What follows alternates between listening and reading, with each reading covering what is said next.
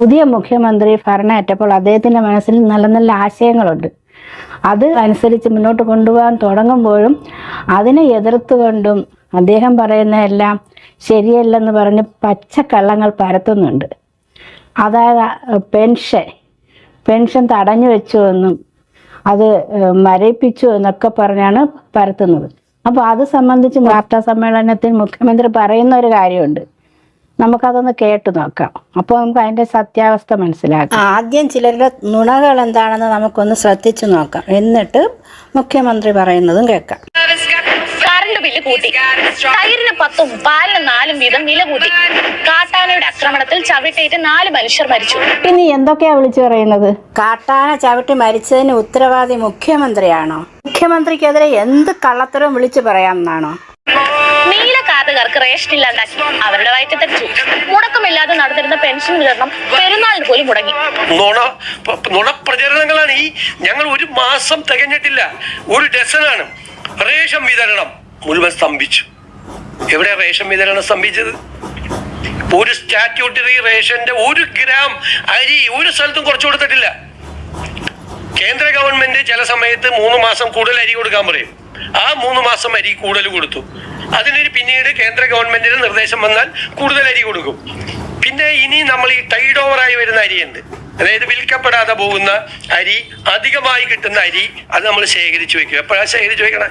ഓണക്കാലത്ത് എല്ലാവർക്കും കൂടി കൊടുക്കാൻ വേണ്ടിയിട്ട് അത് ശേഖരിച്ചു വെക്കും.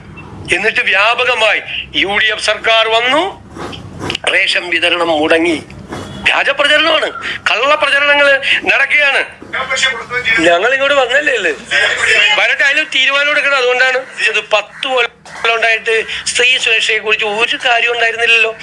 അസംബ്ലി ഇലക്ഷന്റെ പ്രഖ്യാപിക്കുന്നതിന് തൊട്ട് മുമ്പ് ഒരു പദ്ധതി അങ്ങ് പ്രഖ്യാപിക്കുക. അപ്പൊ ആ പദ്ധതിയുടെ ഡീറ്റെയിൽസ് ഞങ്ങൾ നോക്കണ്ടേ? അതിന്റെ ബെനിഫിഷ്യറീസ് ആരാണെന്ന് നോക്കണ്ടേ? ആ ബെനിഫിഷ്യറീസിനെ കുറിച്ചൊക്കെ ഒരുപാട് കംപ്ലൈന്റ് വന്നിട്ടുണ്ട്. ഇലക്ഷന് മുമ്പ് അങ്ങ് കൊടുത്തേക്കാണേ. അങ്ങനെ ഏതെങ്കിലും ഗവൺമെന്റ് ചെയ്തിട്ടുണ്ടോ കേരളത്തിൽ? ഏതെങ്കിലും ഗവൺമെന്റ് കേരളത്തിൽ ചെയ്തിട്ടുണ്ടോ?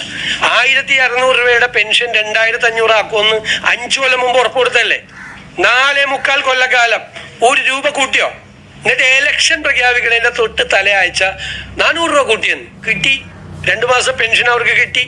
അവരെ ആ പൈസ മേടിച്ച് പോക്കറ്റിൽ വെച്ചിട്ട് നേരെ പോളിംഗ് ബൂത്തിൽ പോയി UDF വോട്ടും ചെയ്തു. അവർക്ക് മനസ്സിലായി ഈ അവസാനത്തെ പറ്റിക്കലേ.